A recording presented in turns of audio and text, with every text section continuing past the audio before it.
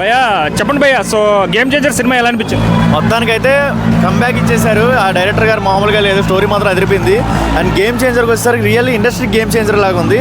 Looks మాత్రం వేరే level ఉన్నాయి. రామ్ చరణ్ గారు మాత్రం యాక్టింగ్ మాత్రం ఈ మూవీలో అదిరిపోయింది. నేషనల్ అవార్డుకి పక్కా చెప్పుకోవచ్చు ఈ మూవీకి. అంటే స్టోరీ ఏమైనా కొత్తగా ఉందా భయ్యా? పొలిటికల్ కదా, కంప్లీట్లీ స్టోరీ కూడా చాలా కొత్తగా ఉంది. అంటే బేసిక్గా చూస్తున్నాం కదా, అన్ని మూవీస్ చూస్తాం ఒక రకంగా ఉండిద్ది, ఈ మూవీలో చాలా కొత్తగా ఉండిద్ది. అంటే ఇంత లెవెల్ ఉండిద్దా, ఎన్ని ట్విస్టులు ఉంటాయి అనేది నేను వెళ్ళాక చూశాను.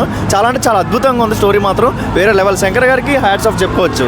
అలాగే పోలీసు ఎలా అనిపించింది? పొలిటికల్ ఎలా అనిపించిందండి? అంటే రియల్గా ఉన్న పొలిటికల్ లాగా ఉందా? అంటే శంకర్ ఇప్పుడు జరుగుతున్న జనరేషన్లో ఎలాంటి పొలిటికల్స్ లుక్స్ ఉన్నాయో ఆ టైప్ ఆఫ్ సీన్స్ కూడా దీంట్లో యాడ్ అయి ఉన్నాయి. రీసెంట్గా జరిగిన లుక్స్ కానీ అంటే రియల్ లైఫ్లో జరిగినవి కూడా దీంట్లో కొత్తగా చూపించారు.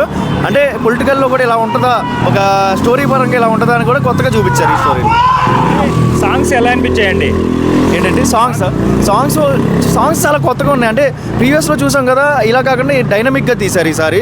అంటే కొత్తగా వెనకాల బీజిఎమ్స్ కానీ లైక్ సాంగ్స్ కానీ వేరే లెవెల్ అనిపించినాయి. అంటే కంప్లీట్లీ డ్యాన్స్ మాత్రం సూపర్గా వేశారు రామ్ చరణ్ గారు. అంటే చాలా స్టెప్స్ పరంగా చాలా కొత్తగా ఉన్నాయి ఈసారి అయితే. అలాగే Appanna second role character, father role character ఎలా అనిపించింది? ఫాదర్ రోల్ క్యారెక్టర్ అనేది బేసిక్గా చూస్తూనే ఉంటాం, అన్ని మూవీస్లో చూస్తూ ఉంటాం కాబట్టి రామ్ చరణ్ గారిది ఇచ్చపడేశారు క్యారెక్టర్ మాత్రం వేరే లెవెల్ ఉంది. అంటే దీంట్లో ది బెస్ట్ యాక్టింగ్ చూపించారు. ఇప్పుడు దాకా ఒక ఎత్తు అయితే ఇక్కడ నుంచి ఒక ఎత్తులో చూపించారు రామ్ చరణ్ గారు. అంటే ఈ యాక్టింగ్ వల్ల ఆయన ఎక్కడికి వెళ్ళిపోయారు. గ్లోబల్ స్టార్ అండి, తన అమ్మ మొగుడి దగ్గరికి వెళ్ళిపోయారు, ఎక్కడికి వెళ్ళిపోయారు ఆయన.